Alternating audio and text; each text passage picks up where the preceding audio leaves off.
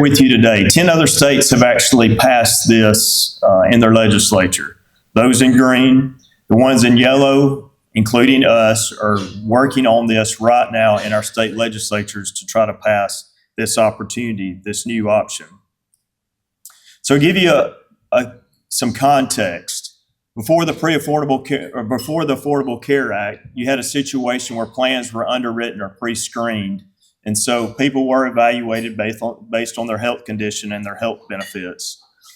Affordable Care Act brought guarantee issues, so that changed the game, brought a lot of opportunities for people who did not have health coverage before.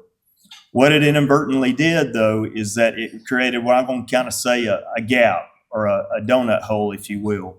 Let me explain what I mean by that.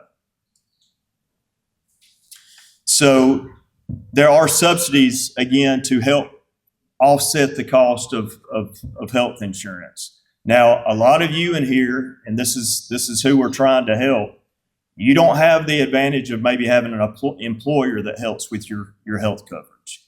I'm fortunate to have an employer that helps cover that cost, that helps absorb that cost of that health coverage.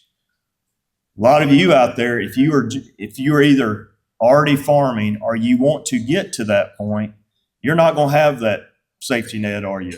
You're paying that completely out of pocket. So you've got to make that decision. Can I make enough to farm full time? Or if I do really well and start to, really grow my farm, am I going to hit this ceiling that I have to worry about? Then I lose any support of having my health care subsidized.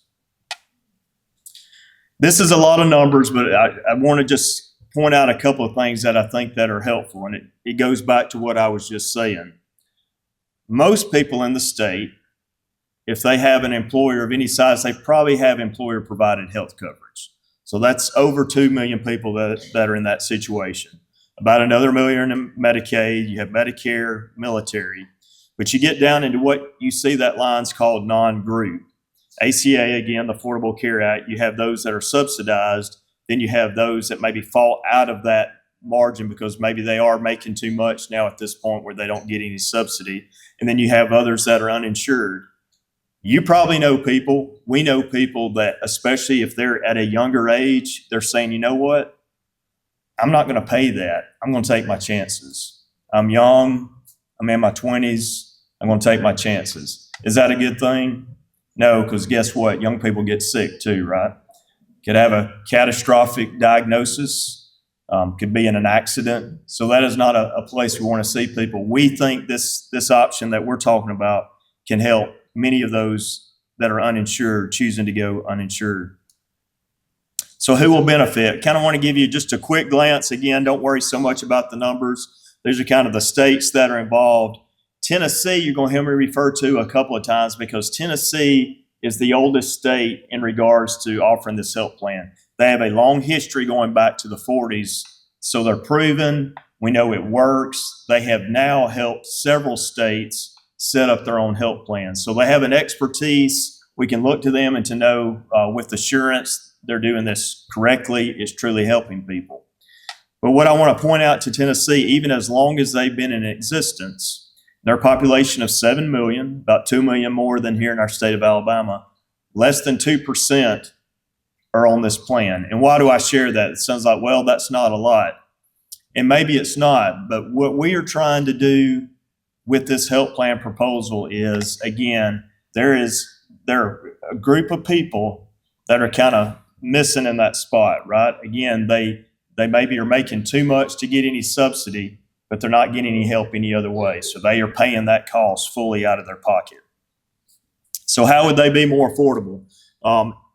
First of all, based on Tennessee's experience, potential savings of 30 to 60%.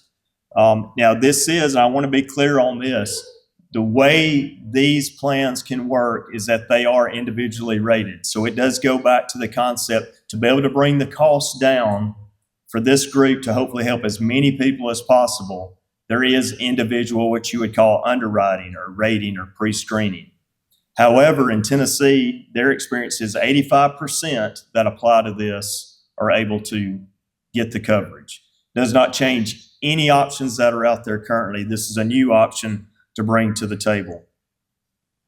These are evergreen plans. In other words, once someone is on the plan, they're always on the plan. Then even your children are on that plan. So a lot of guarantees to be secure that once you're on that plan, you're going to be renewed.